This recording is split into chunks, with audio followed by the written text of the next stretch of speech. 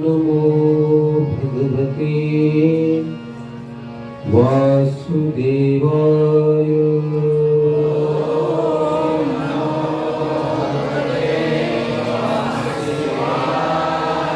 ओम नमो भगवते वासुदेवाय।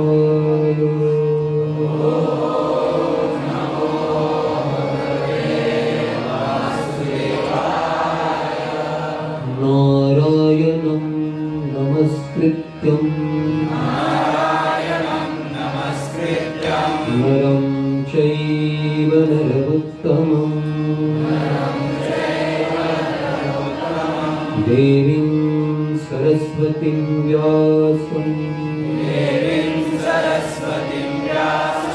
ततो जयमुदीरये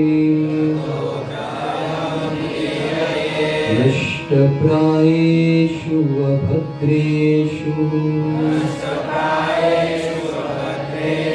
नित्यं भागवत सेवया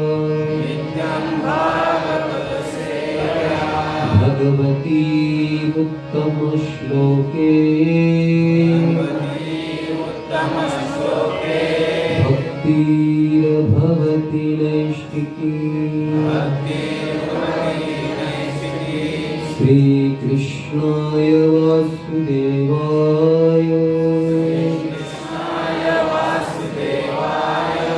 देवकी नंदनाय च नन्दगोपकुमाराय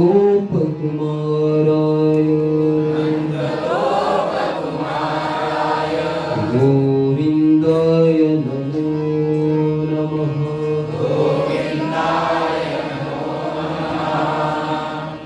हरे कृष्ण। आजच्या या रविवारच्या बलराम जयंती निमित्त उपस्थित सर्व भक्तांचं मी मनापासून स्वागत करतो।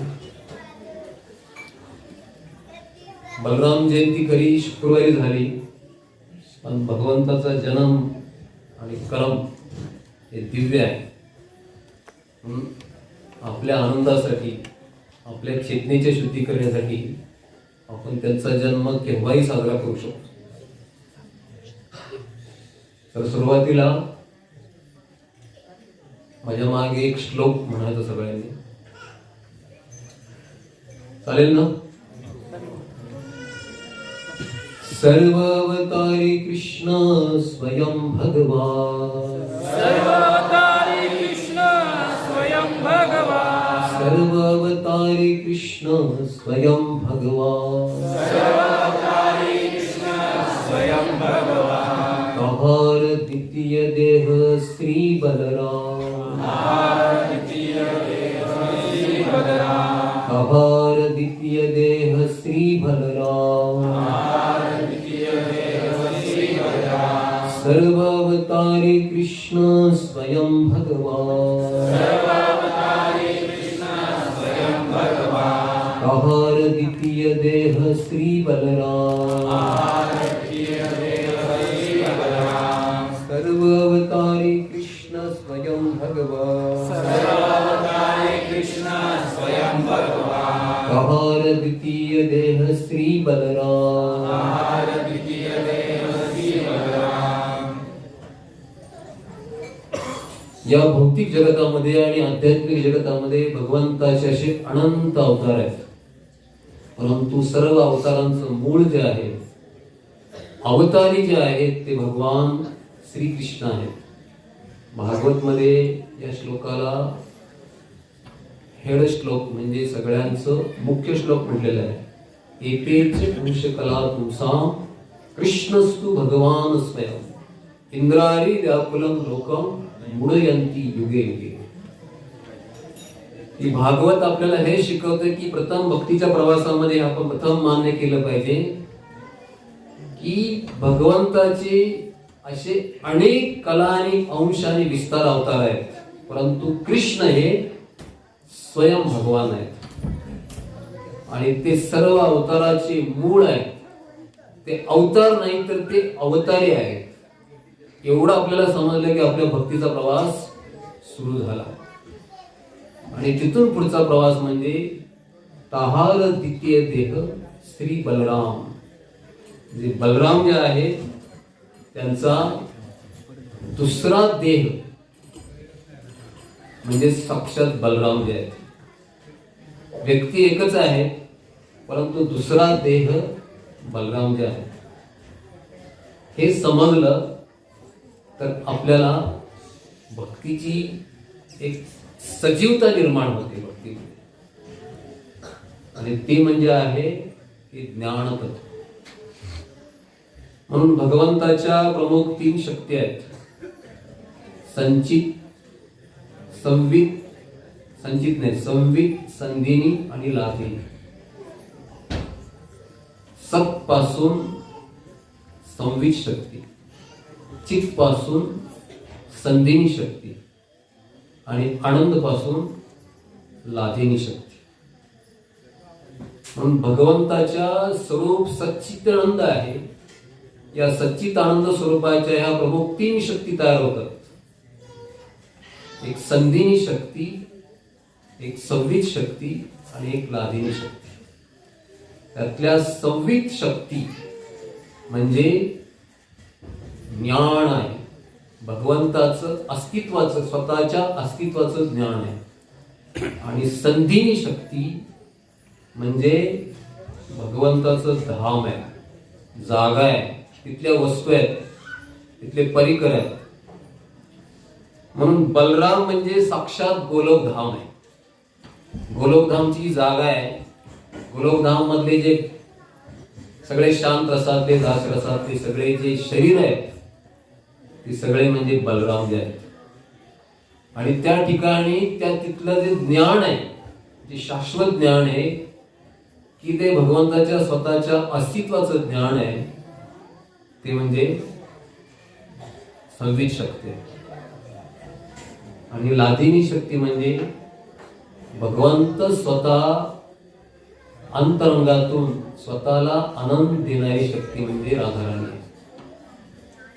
असं म्हटलं जातं की जोपर्यंत बलरामजीची कृपा मिळत नाही तोपर्यंत श्रीकृष्णाची कृपा मिळत नाही. जोपर्यंत राधाराणीची कृपा मिळत नाही तोपर्यंत कृष्णाची कृपा मिळत नाही. मग याच्यातली कृपा जास्त महत्वाची कुठली आहे? राधाराणीची जास्त महत्वाची आहे का बलरामची जास्त महत्वाची?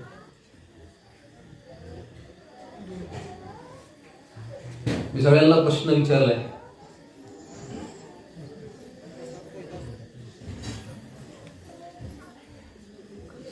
कोणाचंच उत्तर येत नाही. सगळे विद्वान मंडळी सगळे आहेत.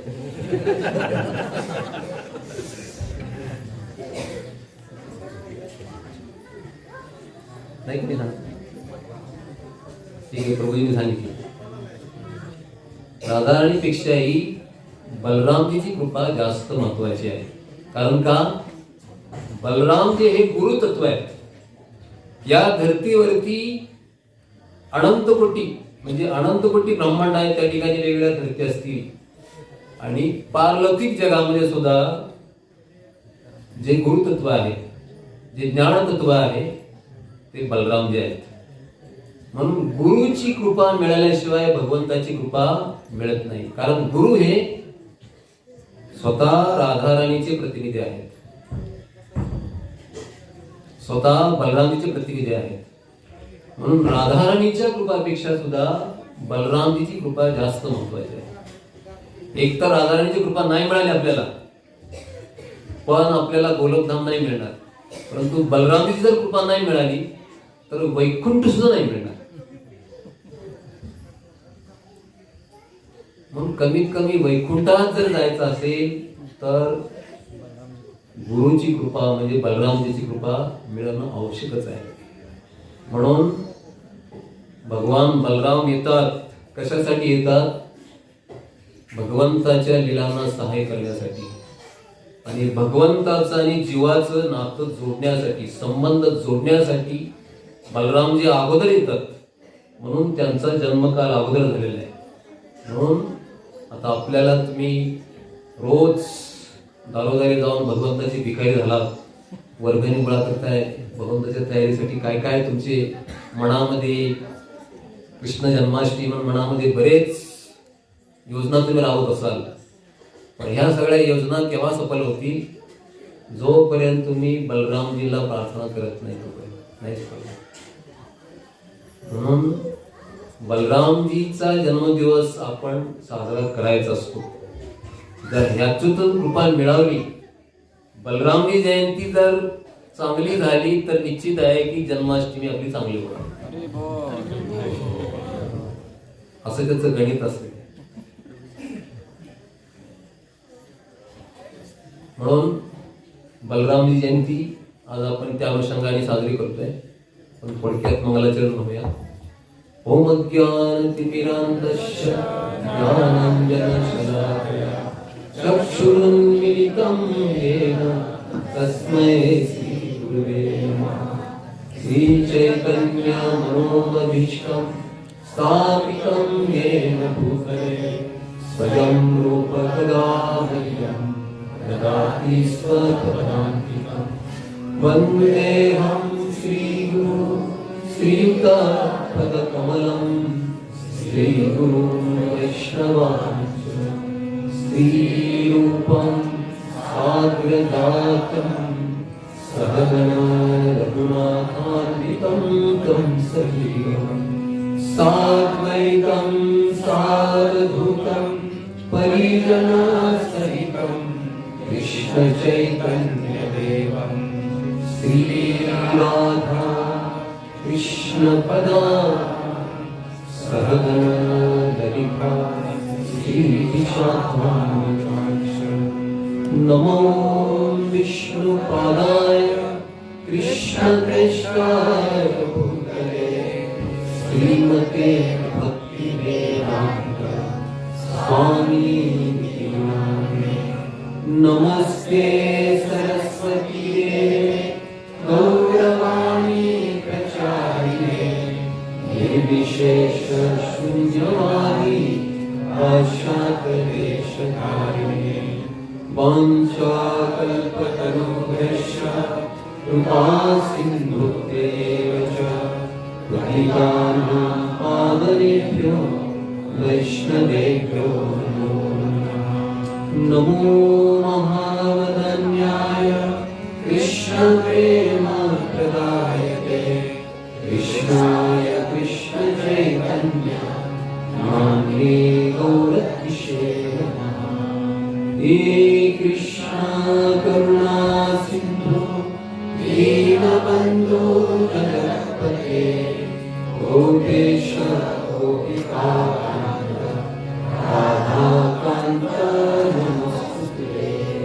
तप्तकाञ्चन गौराङ्गी राधे वृन्दावनेश्वरी वृषभानुसुते देवी प्रणमामि हरिप्रिये.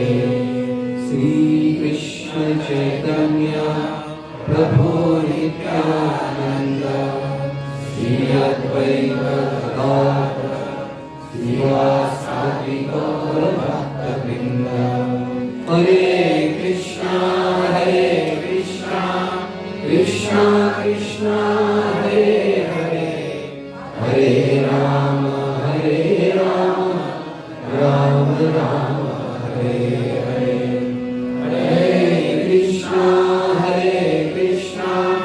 कृष्णा कृष्णा हरे हरे हरे राम राम राम हरे हरे. हरे कृष्णा कृष्णा कृष्णा हरे हरे हरे राम राम राम हरे हरे. हरे कृष्ण. पुन्हा एकदा आपल्या सर्वांचं मनापासून स्वागत आहे. तुम्ही जीवनातला अमूल्य वेळ काढून या ठिकाणी भगवंताला आनंद देण्यासाठी आला. तर आजचा दिवस तुमच्या आध्यात्मिक जीवनामध्ये एक फार मोठा शुभारंभ करून देणार आहे. तर आज आपण बघूया, सुरुवातीला बघूया बलरामजी कोण आहेत, त्यांच्या लीला काय आहे, त्यांच्या लीलांचा उद्देश काय आहे आणि त्याच्यातून शिक्षा काय. मी काही जास्त वेळ घेणार नाही, तरी जेवढं 9 वाजायच्या आतमध्ये एवढं होईल तेवढं मी सगळं करू. तर सुरुवातीला आपण बलरामजी कोण आहे, सुरुवातीला श्लोकामध्ये बघितलं की सर्व अवतारी कृष्ण स्वयं भगवान ताहार दिते श्री बलराम. भगवान श्रीकृष्ण यांच्या शरीरातून त्याचं प्रकाश म्हणजे प्रकाशरूपी पहिला देह, सगळ्यात कृष्णाचा पहिलं विस्तार रूप म्हणजे भगवान बलराम जे आहे. वास्तविकपणे बलराम आणि कृष्ण यांच्यामध्ये काहीच फरक नाही. स्वयं भगवान आहेत ते सुद्धा. फक्त फरक एकच आहे, तो म्हणजे फक्त कलरचा फरक आहे. आणि आणखी एक फरक आहे, सांगा कुठला? विचार, भाव फरक आहे. बलरामजी रंगाने गोरे आहेत, कृष्ण रंगाने सावळे आहेत, काळे नाहीत कृष्ण. घनश्याम आहे. घनश्याम म्हणजे निळा, पांढरा, काळा मिक्स कलर आहे. इथं त्याला आपण कमी दर्जाचा कलर म्हणतो, पण आध्यात्मिक जगतामध्ये सगळ्यात सुंदर कलर जर कुठला असेल तर तो निळा रंगाचा आहे. तर कृष्ण घनश्याम आहेत आणि बलरामजी गोरे आहेत. हा एक फरक आहे. आणि दुसरा फरक म्हणजे भाव फरक म्हणजे दोघेही भगवंतच आहेत, परंतु कृष्ण हे स्वामी आहेत आणि हे बलरामजी सुद्धा भगवंत आहेत, पण स्वतःला ते भगवंत मानतच नाही. स्वतःला काय म्हणतात? ते स्वतःला सेवक मानतात. म्हणून बलराम जे आहे ना, हे ज्ञान तत्व आहे, हे गुरु तत्व आहे. भगवंताची सेवा करण्याचा त्यांनी अगदी विडाच उचललेला आहे सर्वतोपरी. जसं आपण बलराम जे होतो त्रेतायुगामध्ये लक्ष्मणाच्या रूपाने आले होते. प्रभू रामचंद्र ज्या वेळेला अयोध्या नगरीतून वनवास काळी ज्या वेळेला मंदाकिनी नदीच्या किनारे आले, त्या ठिकाणी गेल्यानंतर अयोध्या नगरी सोबत प्रभू रामचंद्र झोपी गेले. आणि ज्या वेळेला ब्रह्ममुहूर्ताची वेळ झाली त्यावेळेला प्रभू रामचंद्र सुमंतला म्हणाले की ब्रह्ममुहूर्त झाले, 3:30 वाजले, आता उठ, आपण इथून पुढच्या प्रवासाला निघूया. आणि सुमंत उठले, व्रत जोडला. सगळी प्रजा झोपेमध्येच होती. सुमंत म्हणाले, प्रजा तुमच्यासाठी एवढ्या लांब आलेली आहे, मी यांना जागा करायचं की नाही? म्हणजे त्यांना तसंच झोपू दे, राम म्हणाले. आणि प्रभू रामचंद्र सगळ्या अयोध्या नगरीला सोडून पुढं दंडकारण्य वाहून चित्रकूट पर्वतामध्ये पुढे गेले. तर यासाठी लक्ष्मण बी बरोबर गेले त्यावेळेला. पण लक्ष्मणाने प्रभू रामचंद्राला विचारलं की राम, अयोध्या नगरीचं एवढं प्रेम तुमच्यावरती आहे, पण तुम्ही अयोध्या सगळ्या वासियांना तुम्ही त्या नदी किनारी झोपेत अवस्थेत सोडून दिलं आणि आपण इकडे आलो, म्हणजे असं का केलं? प्रभू रामचंद्र म्हणाले की माझ्या मुहूर्तामध्ये मी उठलो. ब्रह्ममुहूर्त म्हणजे माझा स्वतःचा मुहूर्त आहे. ब्रह्ममुहूर्त आणि मी वेगळा नाहीये. ब्रह्ममुहूर्तामध्ये मी स्वतः तिथे असताना हे सगळे लोक झोपून गेले तर स्वभाव आहे की मी त्यांना सोडून जाणार. म्हणून हा पॉइंट हा एवढा महत्वाचा आहे की ब्रह्ममुहूर्तामध्ये जर कोणी जागा नाही झाला तर भगवंत आपल्याला सोडून जातात. किती जरी प्रेम असलं तरी, किती जरी जप करत असलो आपण, दिवसभर जप करत असलो, संध्याकाळी जप करत असलो, तरी पण ब्रह्ममुहूर्तामध्ये आपण जागाच नाही झालो तर भगवंत आपल्याला सोडून जातात. त्याचा कालावधी किती असतो? 3:30 वाजल्यापासून 6 वाजेपर्यंत. कमीत कमी 6 वाजेपर्यंत तरी उठायलाच पाहिजे. तो 6च्या नंतर उठतो ना, त्याला भगवंत सोडून जातात. या जन्मात त्याला नाही घेऊन जात. पुढचा जन्म मनुष्य मिळेल कारण जप केल्यामुळे, परंतु एका जन्मात वेळा नाही पार होत. म्हणून लक्ष्मणाला फार दुःख वाटलंय की भगवंत हा तुमचा फार मोठा निर्णय आहे. म्हणून लक्ष्मण म्हणाले की तुमचा जर स्वभाव एवढा कडक आहे तर मी झोपणारच नाही आहे. आणि लक्ष्मण 1 मिनिट काय, 1 क्षण सुद्धा 14 वर्ष झोपले नाहीत. कारण का? भगवान मला देखील केव्हाही सोडून जातील. म्हणजे जणू काय भगवंतापेक्षा लक्ष्मणाला जास्त गरज आहे असं त्या तत्वामध्ये दाखवलेलं आहे. म्हणून बलरामजीने भगवंताच्या सेवेचा एक फार मोठा विडा उचललेला आहे की भगवंताला सदैव एक क्षण सुद्धा दुःखी नाही करणं, सदैव संतुष्ट ठेवणं ही बलरामाची प्रतिज्ञा आहे. तेच बलराम ज्यावेळेला नित्यानंद प्रभूंच्या रूपाने आले त्या म्हणाले की जोपर्यंत जगाई मदायांचा उद्धार मी त्यांचा मार खाऊन त्यांच्याकडून रक्तमंबाळ होईल तरी त्यांच्याकडे हात जोडेल, तेव्हा माझ्या चैतन्य महाप्रभूचं नाव जगामध्ये पसरेल. हा नित्यानंद प्रभूंचा भाव आहे. नित्यानंद म्हणजे साक्षात बलरामजी आहे. हा बलरामजीचा भाव आहे. हा भावामध्ये फरक आहे. कृष्ण स्वतः स्वयं भगवान आहे.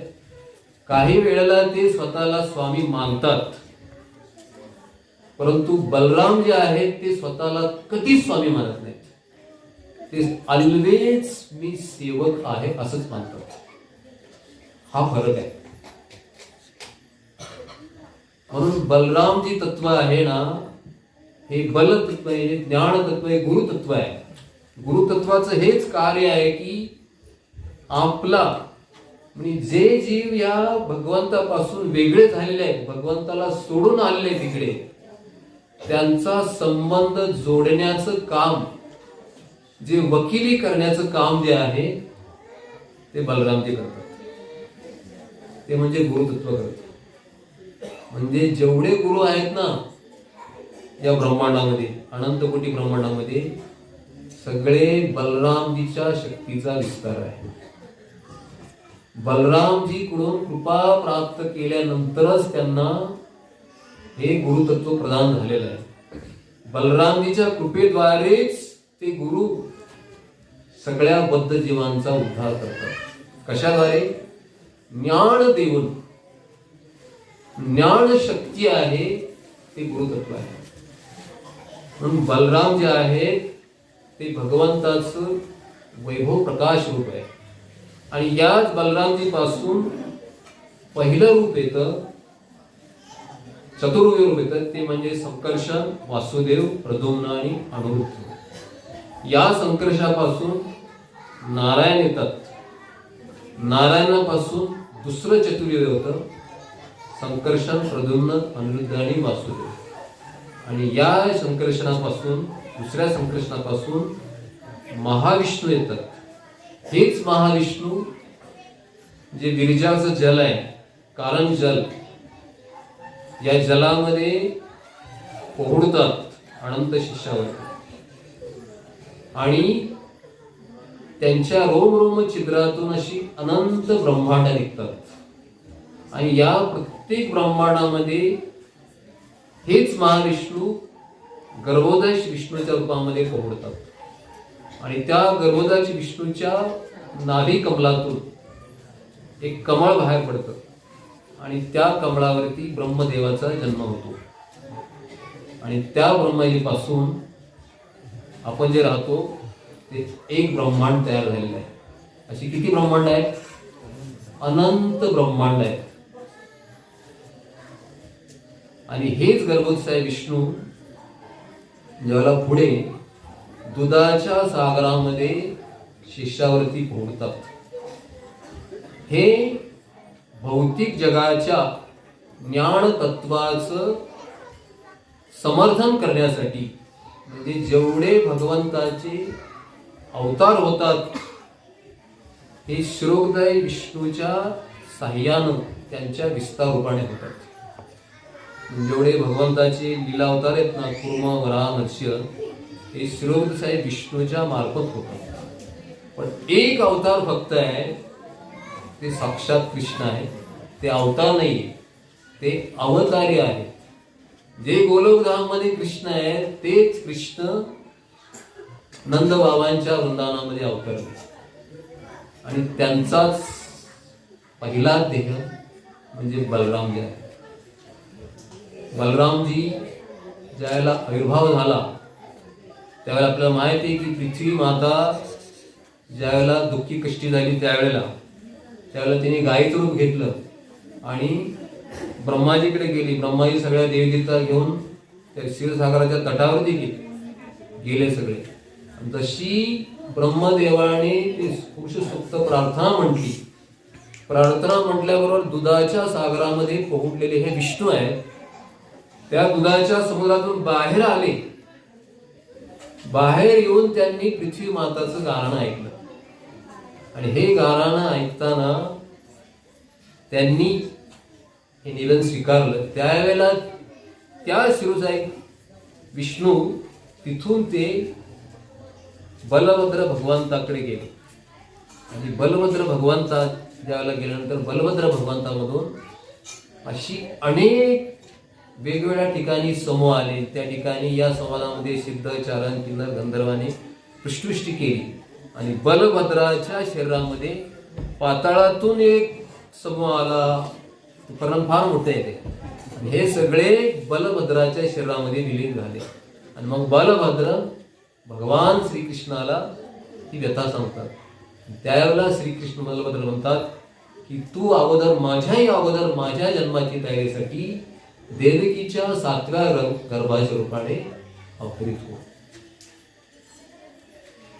म्हणून देवकीला जी 6 मुलं झाली, या 6 मुलांचे तिच्या डोळ्या लोकत खडकावरती आपटून कंसाने रक्तबंबाळ होऊन आपटून धुणं धुतल्यासारखं मारून टाकलं त्यांना आपटो. आणि हे सगळं देवकीला उघड्या डोळ्यांनी बघावं लागलं. कुठल्या मातेला हे सहन होईल की आपल्या पोटचा गोळा एवढा भीषण पद्धतीने मारणं म्हणजे. पण एवढं सगळं तिने सहन केलं. पहिलंच मारलं असतं तर असं म्हटलं असते की आता हे सगळीच मारणार, मग दुसऱ्याला जन्मच द्यायला नको. तरी पण देवकीने पुन्हा एवढ्या बालकांना का जन्म दिला? एवढं तिला समजलं होतं की हा भयानक माझा भाऊ आहे, हा मारणारच असा भयानक. तरी पण देवकीने का जन्म दिला? कारण तिला माहित होतं की भगवंताचा स्वतः भगवंत आहे, ते 8व्या गर्भाच्या रूपात माझ्याकडे येणार आहे आणि त्यांना मी प्रत्यक्ष पाहणार आहे. माझ्याद्वारे भगवंताला आनंद देण्याची मला जी सेवा मिळाली आहे की मला या सेवेसाठी भगवंतांनी स्वतः नेमलेलं आहे. म्हणून एवढं सगळं दुःख देवकी माता सगळं सहन करते केवळ भगवंतासाठी. भगवंताच्या सगळ्या लीला नियोजनासाठी सगळं दुःख ते सहन करते. आणि मग बलरामजी 7व्या गर्भाच्या रूपाने येतात. मग त्या ठिकाणी आल्यानंतर बलरामजी तिकडे स्थलांतरित होतात. कारण का? कारण भगवंताचा एकमेव उद्देश आहे की कृष्णाच्या लीलांना सहाय्य करणं, कृष्णाच्या लीलांची अगोदर पूर्वतयारी करणं. म्हणून बलराम जे आहेत ते देवकीच्या गर्भातून रोहिणीच्या गर्भामध्ये स्थलांतरित होतात. कारण रोहिणी त्यावेळेला वृंदावनामध्ये राहत होती नंदबाबांच्या घरी. त्यावेळेला तिथं कृष्ण येणार आहेत म्हणून तिथं अगोदर सगळी तयारी व्हायला पाहिजे. त्या उद्देशानं बलराम जे आहेत हे देवकीच्या गर्भातून रोहिणीच्या गर्भामध्ये स्थलांतरित होतात. ज्या वेळेला 8व्या रूपाने स्वतः कृष्ण येतात, देवकी भगवंताला प्रत्यक्ष पाहते, देवकी सुंदर सुंदर स्तुती करते आणि भगवंत स्वतःच्या इच्छेने मथुरेतून वृंदावनामध्ये जातात. त्यावेळेला नुकतेच त्या ठिकाणी यशोदा मातेच्या त्या ठिकाणी योगमायाचा जन्म झालेला असतो. पण योगमायाच्या बरोबर सुद्धा त्या ठिकाणी भगवान श्रीकृष्णाचा सुद्धा जन्म झालेला असतो. म्हणून मथुरेत जन्म झालेले कृष्ण आहेत ना, वसुदेव घेऊन जातात. हेच कृष्ण गोकुळामधल्या कृष्णामध्ये विलीन होतात. म्हणजे खरे कृष्ण कुठले? मग मथुरेतले खरे कृष्ण का गोकुळातले खरे कृष्ण?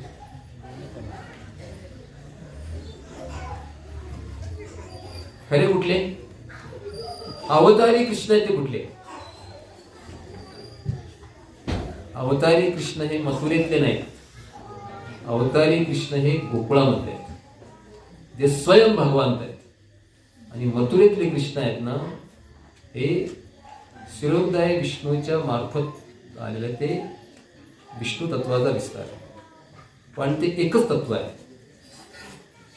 ज्या वेळेला वसुदेव ज्यावेळेला गेले तिथं, त्यावेळेला त्यांना त्या ठिकाणी बघायला मिळालं की केवळ तिथे योगमायाच नाही, तर एक कमळा निळ्या रंगाचं एक स्फटिकासारखं कमळ यशोदा मातेच्या त्या स्पॉट वरती एक दिव्य असं कमळ त्या ठिकाणी कमळासारखं कमळ फुललेलं आहे.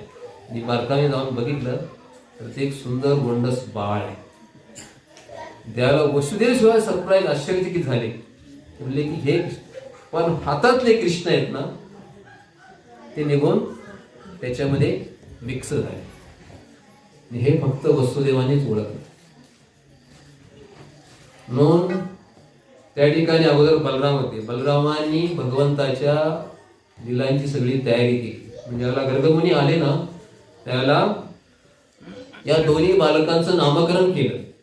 पण गर्गमुनीची परीक्षा घेण्यासाठी यशोदा मातेने काय केलं, बलरामजीला स्वतःच्या कडेवर घेतलं आणि रोहिणी मातेने कृष्णाला कडेवर घेतलं. म्हणजे बघू ओळखतायत का ते.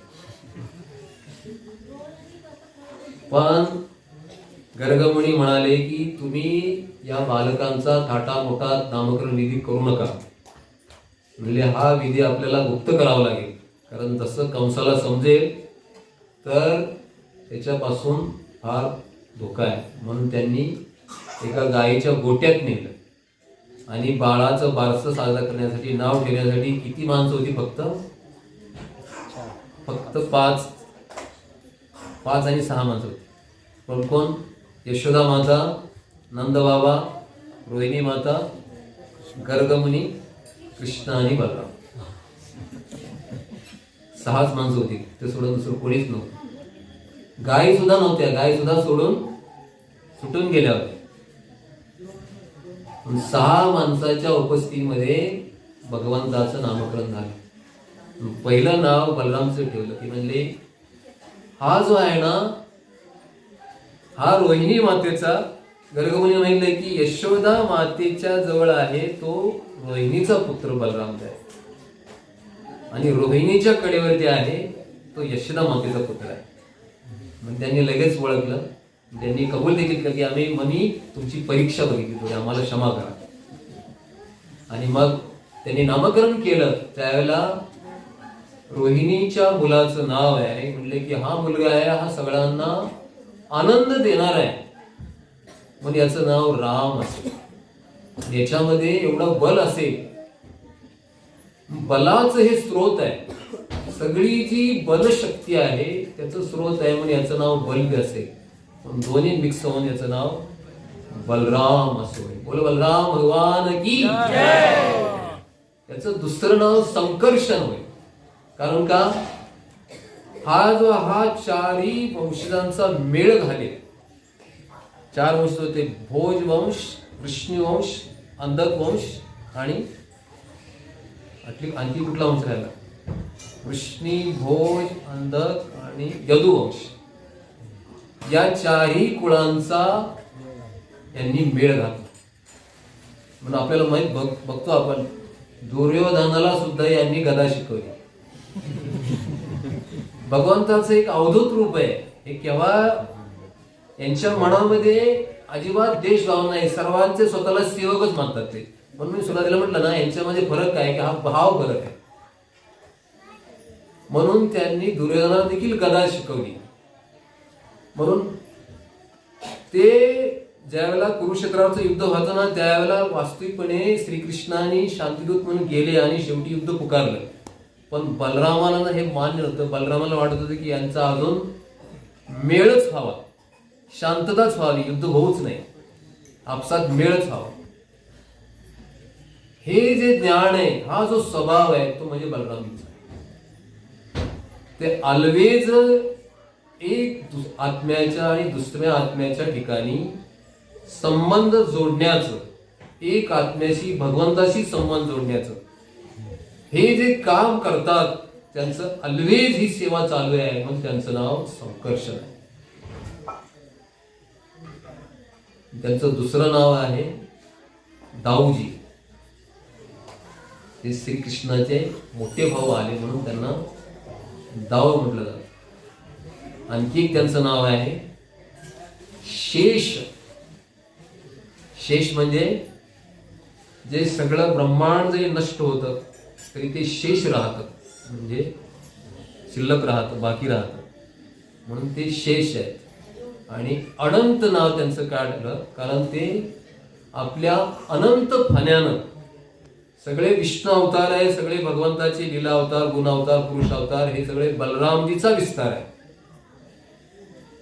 परंतु या सगळ्या विस्तारांना, या सगळ्या आनंदकोटी ब्रह्मांडांना आधार देण्यासाठी आपल्या अनंत फण्यावरती सगळं ब्रह्मांड धारण केलेले आहेत ते शेष भगवंत आहेत, म्हणून त्यांना अनंत शेष, अनंत फण्यावरती अनंत ब्रह्मांड धारण केली, म्हणून त्यांचं दुसरं एक नाव आहे अनंत शेष. म्हणून बलराम जी आहे ते सगळ्या ब्रह्मांडाचा विस्तार आहे. जेवढं जेवढं भगवंताच्या सेवेत येतं ते तदीय रूप म्हणजे सगळं भगवान बलराम आहे. या ठिकाणी हे आसन आहे, या ठिकाणी हा माईक आहे, या ठिकाणी मृदंग आहे, हा सगळा विस्तार कोणाचा आहे? स्वयं बलराम जे आहेत. ते आपल्याला माफ करतील, पण त्यांचं एकच काम म्हणजे काय करतात की भगवंताचा आणि आपला संबंध जोडायला रात्रंदिवस ते प्रयत्नात आहेत.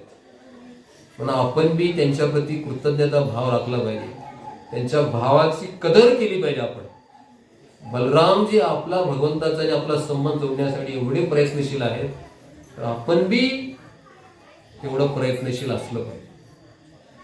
म्हणून बलरामजींनी सुंदर सुंदर लीला केल्या.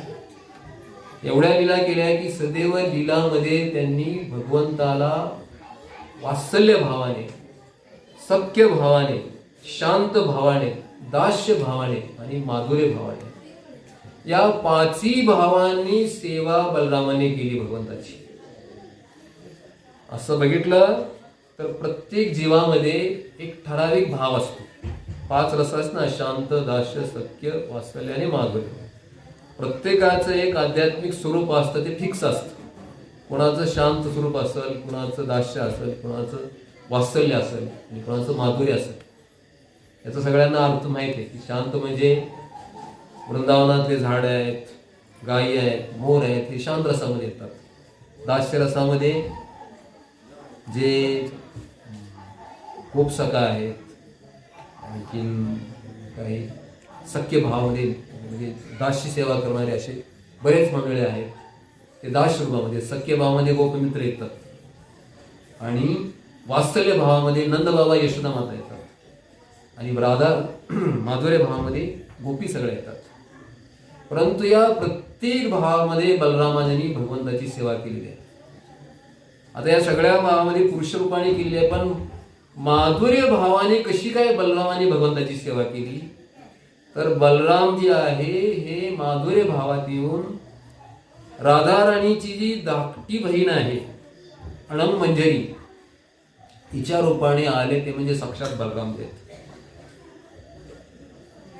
अनंग मंजरी म्हणजे राधा राणीच्या ज्या मुख्य अष्टसखी आहेत त्यातल्या मुख्य 2 ललिता आणि विशाखा. त्यातली प्रमुख ललिता. इकडं बाजूला इंदुलेखा, चित्रा, रंगदेवी, सुदेवी, चंपकलता, तुंगविद्या, हे अष्टसखी आहेत. या प्रत्येक सखीकडे वेगवेगळ्या मंजिरी आहेत. म्हणजे या प्रमुख सखीकडे ललिताकडं जी मंजिरी आहे त्यातली जी प्रमुख रूप मंजिरी आणि अनंग मंजिरी आहे, अनंग मंजिरी म्हणजे साक्षात बलराम जे आहेत. म्हणजे ते भगवंतासाठी गोपी सुद्धा, मंजिरी सुद्धा बनले.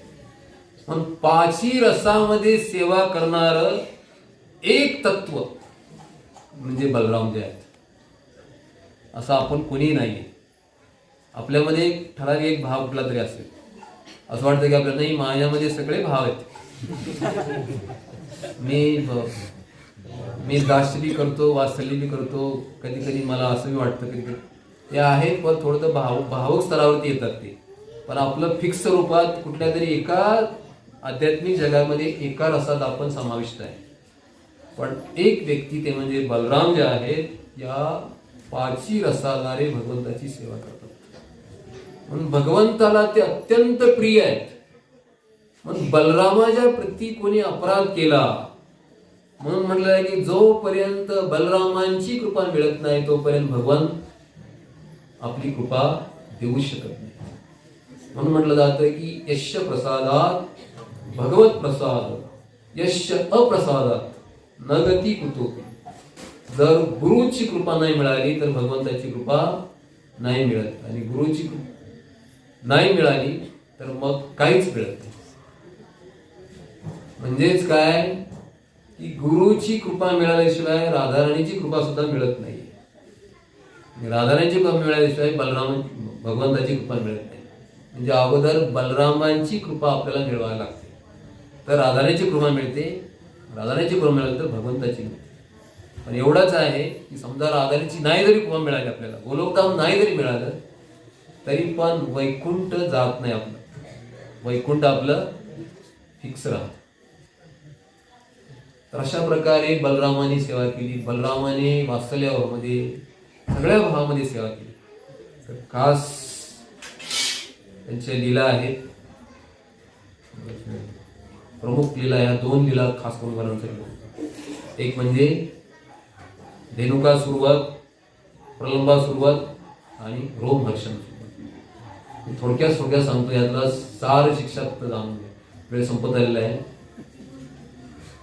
आपल्याला माहित आहे धेनुकासूर हा गाढवाच्या रूपात तालवनामध्ये निवास करतो, आणि त्या ठिकाणी कृष्ण बलराम जे आहेत ते रोज गायी चरायला जायचे. परंतु भगवंत असं आहे की भगवंताला काही माहित नाही होत असं नाही. भगवंताला अंतर्बाही सगळं माहित आहे. बाहेर नरसिंह हृदय नरसिंह, तसे भगवंताला सगळं माहित आहे. भगवंताला सगळं काही माहित आहे. या ठिकाणी कोणी कुठल्या विचारामध्ये घोळत आहे हे तर मला नाही कळणार, भगवंताला नक्की माहित आहे याच्या मनामध्ये काय चाललेलं आहे. मग कोणाला जरी फसवलं तरी भगवंताला आपण फसवू शकत नाही.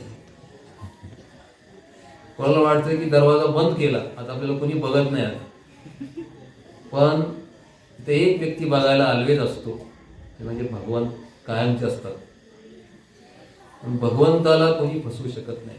जसं कृष्ण आणि बलराम त्या ठिकाणी वनामध्ये गेले, त्यांनी लीला रचली की त्या ठिकाणी या धेनुकाचा उद्धार करायचा.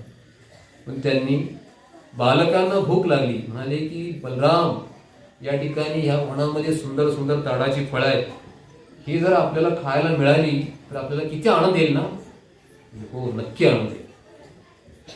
पण कृष्ण म्हणाले अरे तुम्हाला माहित नाही तिथे हा गाढवाच्या रूपात एक राक्षस बसलेला आहे, तो तिथं खाऊ देत नाही ते फळं. असं म्हटल्यावर बलरामजीला ज्या ठिकाणी असं कोणी कृष्णाच्या इच्छा आहे, तिथं गोपालकांची इच्छा आहे, तर जीवाची इच्छा आहे, भगवंताची इच्छा आहे, ती जर जीवाला आणि भगवंताला मिळत नाही बलरामजी कमर खसतात. का मिळत नाही, मी प्रयत्न करतो. म्हणून स्वतः अगोदर वनामध्ये जातात आणि ताड वृक्षाला गदागदा हलवतात, ताड वृक्ष खाली पडतात. पण जसं आवाज होतो तसा तो गाढवाच्या रूपातला धेनुकासूर येतो, आणि जसं आल्यावर आपल्या मागच्या दोन्ही पायाने बलरामांच्या छातीमध्ये लात मारतो. बलरामांना काही फरक पडत नाही, कारण ते महाबल आहे, सगळ्या बलाचं स्रोत आहे, ते त्यांना काय फरक पडणार. पण एकदा फरक नाही पडला म्हणून दुसऱ्यांदा ते गाढव परत लात मारतात. त्यावेळेला बलराम जी आहे त्याचे दोन्ही पाय पकडतात, दोन्ही पाय पकडून त्याला असं गर गर गर गर फिरवतात. असं आणि असं माहिती आपल्याला की एका वस्तूला जर फिरलं त्याला स्वयंगती येते, ती एवढा जोरात फिरायला लागतं. बलरामजी फिरवताच त्याचं प्राण निघून जातात. ते प्राण निघून गेल्यानंतर त्याला सोडून देतात. ते गाढव एका ताड वृक्षावरती पडतं. ते ताड वृक्ष दुसऱ्या ताड वृक्षावरती, दुसरं ताड वृक्ष तिसऱ्या ताड वृक्षावरती पडून सगळं ते कोसळलं जातं. सगळी तालवान सगळे जमीनदोस्त होतात आणि हा धेनुकासूर मरून पडतो. त्यावेळेला त्याचे साथीदार सगळे अनेक गाढवाचे उपाध्ये सगळे येतात. बलरामजी सगळ्यांना मारून टाकतात. बलराम भगवान की जय.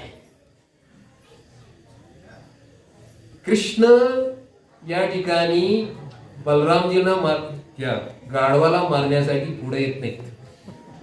कारण का? कारण हा जो धेनुक असतो, हा धेनुकासूर हा कोण असतो? पूर्वजन्मीचा हा बलिराजाचा पुत्र असतो. साहसिक याचं नाव असतं. हा ज्यावेळेला दुर्वास मुनी एका ठिकाणी तपस्या करत असतात, त्या ठिकाणी हा साहसिक आहे. त्या ठिकाणी जाऊन मोठा मोठा आवाज करतो आणि आवाज केल्यामुळे डिस्टर्ब झाल्यामुळे दुर्वास मुनी याला शाप देतात. परंतु शाप दिल्यामुळे तो दुर्वास शाप ऐकल्यानंतर दुर्वास मुनीला शरण जातो. ठीक आहे, शरण गेलास तर तुला एक वरदान बी देतो. म्हणतात की तुला साक्षात उद्धार होण्यासाठी साक्षात बलरामाकडून तुझा वरदान, तुझा पुढचा जन्म गाढवाच्या रूपात होईल. म्हणून हा बलिराजाचा पुत्र गाढवाच्या रूपाने असुरूपाने जन्म घेतो. भगवान श्रीकृष्णाने प्रल्हाद महाराजांना वचन दिलेलं असतं. प्रल्हाद महाराजांचे पुत्र विरोचन आणि विरोचनचे पुत्र बली महाराज आणि बली महाराजांचा पुत्र हा धेनुकासूर. म्हणून धेनुकासूरला कृष्ण मारत नाही. कारण भगवंताने म्हणजे की तुझ्या बलराज महाराजांनी नरसिंह भगवंताला विचारलं होतं की माझ्या पित्याला या पापापासून मुक्ती द्या. भगवान म्हणाले अरे तुझ्या पित्यालाच काय, तुझ्या पित्याच्या 14 पिढ्यांना आईच्या 14 पिढ्यांचा मी उद्धार करू शकतो. एका भगवत भक्तामध्ये एवढं सामर्थ्य तयार होतं, एका भगवत भक्तामध्ये एवढं सामर्थ्य तयार होतं की आई वडिलांच्या दोन्ही पिढ्याचा उद्धार करतोच नाही तर अशा पूर्ण ब्रह्मांडाचा उद्धार करणे सुद्धा त्याच्यामध्ये ताकद येते. बघतो आपण श्रील प्रभुपाद असे शुद्ध भक्त आहेत की त्यांनी अख्ख्या पृथ्वीला कृष्ण दिलेले आहेत. हे कुठून आले? ही कृष्ण प्रेमाची शक्ती आहे. म्हणून त्यांच्यामध्ये म्हटलेलं आहे की नमो विष्णुपादाय कृष्ण पृष्ठाय भूतले. त्याचा अर्थ काय? कृष्ण पृष्ठाय भूतले म्हणजे त्यांनी श्रीकृष्णांच्या चरणांचा आश्रय घेतलेला आहे. जो कोणी श्रीकृष्णांच्या चरणांचा आश्रय घेतो, श्रीकृष्णांच्या लीलांचा श्रवण करतो. भागवत मध्ये वर्णन आलेलं आहे, गर्ग संहितेमध्ये वर्णन आलेलं आहे की तो बाहेरच्या शत्रूंना आणि आतल्या शत्रूंना देखील तो जिंकू शकतो. आतले शत्रू म्हणजे काम, क्रोध. बाहेरच्या शत्रूमध्ये काही शत्रू आहेत समाजामध्ये. या दोन्ही शत्रूंना मारण्याची ताकद ज्याने चरणांचा आश्रय घेतलेला आहे, ज्याने लीलांचा आश्रय घेतलेला आहे, त्याच्यामध्ये ही ताकद येते. तर ती ताकद यांच्याकडे होती आणि म्हणून श्रीकृष्णाने या धेनुकासूरचा वध नाही केला. म्हणून बलरामाने मग का केला? कारण बलरामाचं कामच आहे की एक असुर असो, एक साधारण जीव असो, बद्ध जीव असो, त्याला भगवंताच्या सेवेत जोडणं. कसं जोडलं जातं? तर त्याला ज्ञान देऊन किंवा त्याला मुक्ती देऊन किंवा त्याला ठार करून. म्हणून धेनुकासूर हे एक अज्ञानाचं प्रतिनिधित्व करतो. जीवाच्या हृदयातलं जे अज्ञान आहे याचा प्रतिनिधी म्हणजे धेनुकासूर आहे. अज्ञान आपल्या सर्वांच्या हृदयामध्ये. अज्ञान म्हणजे काय की मी हे शरीर आहे, मी आणि माझं या संबंधात जे ज्ञान आहे, भलं आपण त्याला जरी ज्ञान म्हटलो तरी ते वास्तविक अज्ञान आहे.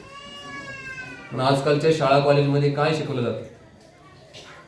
फक्त या शरीराला कसं सुखी ठेवायचं, या शरीराला इंद्रिय तृप्ती, अधिकाधिक इंद्रिय तृप्ती कशी द्यायची, एवढंच फक्त हे तांत्रिक शिक्षण आहे. याच्यापेक्षा जास्त शिक्षण नाहीये. म्हणून हे सगळं अज्ञान आहे आणि हे सगळं धेनुकासूरचं प्रतिनिधित्व करतं. म्हणून सरळ प्रभुपाद म्हणतात की आजकालच्या शाळा कॉलेजमध्ये कत्तलखाने आहेत, त्याच्या त्या आत्म्याची कत्तल केली जाते अक्षरशः. त्या ठिकाणी जर आत्म्याचं ज्ञान मिळत नाही तर त्या अशा ज्ञानाचा काय उपयोग आहे? फक्त या जन्मापुरती पडेल. पुढच्या जन्मामध्ये आत्मा हा एका देहाने दुसऱ्या देहात, दुसऱ्या जाऊन तिसऱ्या देहात, त्याचं ध्येयचक्र चालू आहे. हे चक्र मागे लागलेले आहे आपले. हे चक्र थांबणार कधी? हे चक्र थांबतं ते ज्ञानाने. ज्ञान केव्हा येतं? ज्यावेळेला अज्ञान जाईल तेव्हा ज्ञान येतं. ज्ञान तर मूळच आहे, पण ज्यावेळेला अज्ञानानं झाकलं जातं ते, त्याच्यामुळे ते ज्ञान आपल्याला समजत नाही. म्हणून अज्ञानाचं प्रतिनिधित्व हे धेनुकासूर करतो. म्हणून हे ज्ञान केव्हा येईल? ज्यावेळेला अज्ञान मारलं जाईल. आणि अज्ञान कसं मारलं जातं? याला कृष्ण मारत नाहीत. कोण मारतात? गुरु मारतात. कृष्ण म्हणतात की याच्या आनंदामुळे, भौतिक आनंदामध्ये मी ढवळाढवळ करत नाही, करणार बी नाही आणि केलेली बी नाही आजपर्यंत. त्याने असे अब्जावधी जन्म घेतले तरी मला काय फरक पडत नाही. माझ्याकडे दुसरा जन्म लगेच तयारच आहे. जोपर्यंत स्वतःहून माझी सेवा तयार करायला होत नाही ना, तोपर्यंत मी त्याच्या इच्छेमध्ये मी ढवळाढवळ करत नाही. पण आपली सगळं ब्रह्मांड नष्ट जरी होतं तरी एक गोष्ट नष्ट होत नाही, ती म्हणजे जीवाच्या हृदयातली भौतिक इच्छा. ती नष्ट होतच नाही. सगळं ब्रह्मांड प्रलय होतो, प्रलयामध्ये सगळं पाणी येतं, प्रलयामध्ये सगळे जीव शरीर नष्ट होतात, पण सूक्ष्म रूपाने जीव त्या पाण्यामध्ये पोडतात. परंतु छोटी छोटी भौतिक इच्छा तशीच ती जतन असते. त्याच इच्छेद्वारे नवीन सृष्टी तयार होते ना, त्याच्याद्वारेच त्या इच्छेद्वारे शरीर मिळत राहतं. इच्छा संपते केव्हा? ती संपतच नाही, त्याला संपवावं लागते. कोण संपवतं ते? जीव याला स्वतः इच्छा करेल की मला हे आता थांबवलं पाहिजे, याचा मला फार त्रास होतोय, आणि याचंच नाव आहे काय? आता तो ब्रह्मजिज्ञासा. मला हा त्रास का होतोय? हा मला थांबवला पाहिजे. असं जीवाला ज्यावेळेला वाटतं त्यावेळेला गुरु येऊन, म्हणजे बलरामजी येऊन हे अज्ञान मारून टाकतात. त्यावेळेला ते ज्ञान येतं. म्हणून खास करून या धेनुकाला मारण्यासाठी बलरामाने का सांगितलं? कारण धेनुकासूर हे अज्ञानाचं प्रतिज्ञा आहे, आणि अज्ञानाला मारण्याचं काम फक्त गुरुच करू शकतात, कृष्ण करणार नाही. दुसरा असुर आहे प्रलंबासूर. हा कशाच्या रूपात आला होता? एका गोप बालकाच्या रूपामध्ये आला होता. एक बालकाचं रूप घेतलं त्याने.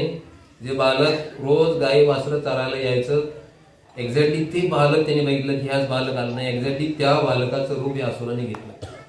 आणि भगवंताला पण सगळं माहित आहे.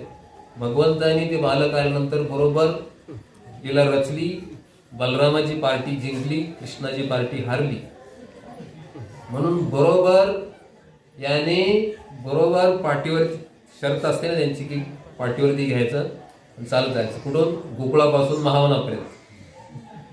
म्हणजे पळत निघाले.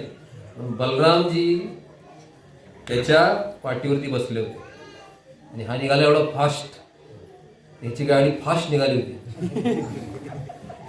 जर समजा आपली गाडी अचानक खिंडीपर्यंत फास्ट निघाली, खिंडीमध्ये अचानक थांबली, गाडीनं अचानक वेगळंच रूप धारण केलं तर आपण काय होईल?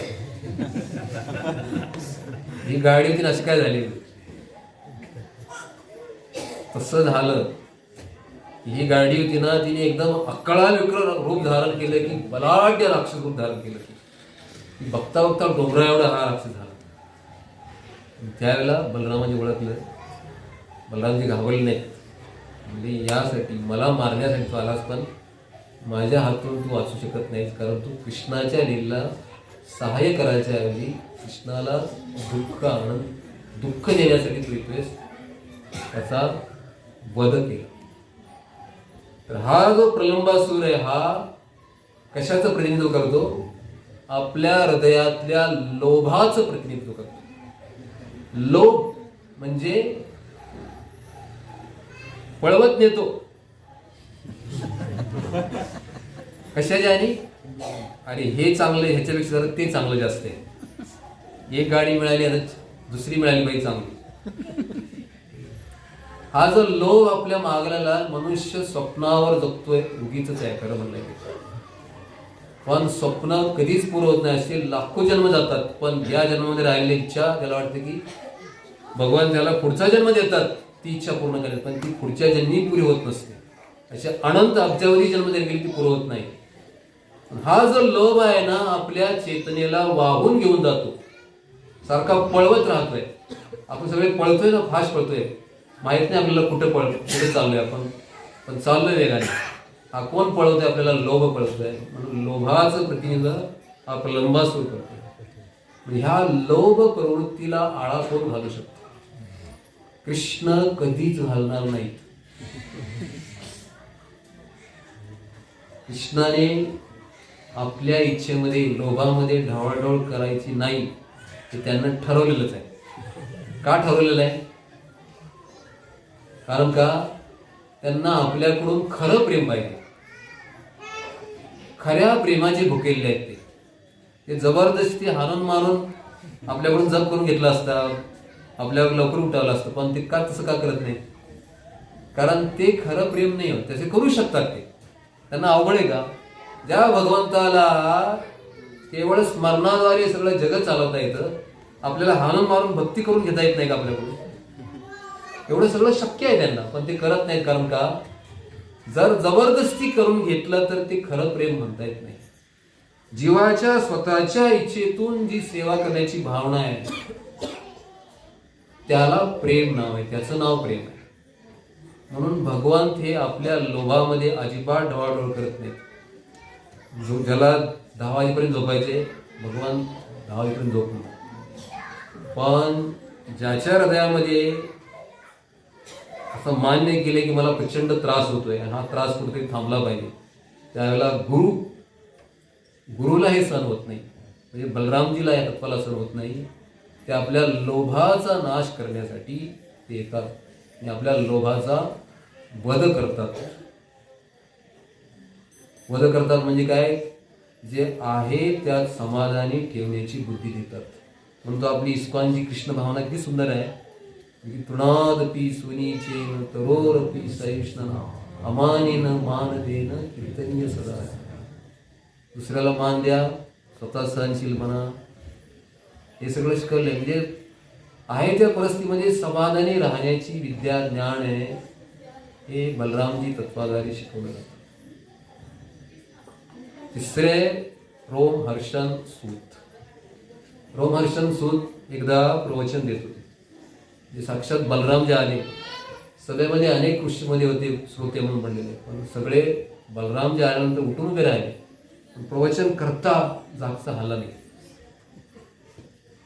वाटलं की मी म्हणजे स्पेशल व्यक्ती आहे, कोणीतरी श्रेष्ठ आहे, माझ्याकडे एवढं ज्ञान आहे, उठून उभा राहिला नाही. पण बलरामजीला काय, बलरामजी काय करतात की बलरामजी जीवाच्या हृदयामध्ये जो अहंकार आहे, या अहंकाराची पावडर करतात. म्हणून बलरामाने फक्त एक गवत घेतलं आणि गवताची काडी फक्त रोमहर्षण सूताकडे फेकून मारली. आसनावरती त्या रोमहर्षण सूतची मान कापली गेली आणि या ठिकाणी मरून पडला. म्हणजे बलराम जे आहेत हे गुरुतत्व आहे. आपल्या हृदयात जो अहम आहे, हा अहमापासूनच हे सगळे रोग जन्म घेतात. काम, क्रोध, लोभ, मद, मत्सर, याचा मूळ जो आहे ना तो अहंकार आहे. या अहंकाराला नष्ट करण्याचं काम हे देखील गुरु करतात. म्हणून गुरु आपल्या जीवनामध्ये फार महत्वाचं तत्व आहे. गुरु हे राधाराणीचे प्रतिनिधी आहेत, बलरामचे प्रतिनिधी आहेत.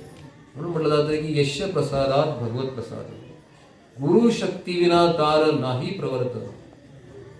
गुरुच्या शिवाय नाही ज्ञान, नाही भक्ती, गुरुच्या कृपेशिवाय काहीच नाही. म्हणून गुरुची कृपा आपल्याला मिळवण्यासाठी एकच आहे की हे 3 दोष आपण घालवायला प्रयत्न केला पाहिजे स्वतःवर. कुठला? पहिला कुठला? मी पहिला सांगितला, धेनुकासूरचा प्रतिनिधी कुठला? अज्ञान, लोभ आणि अहंकार.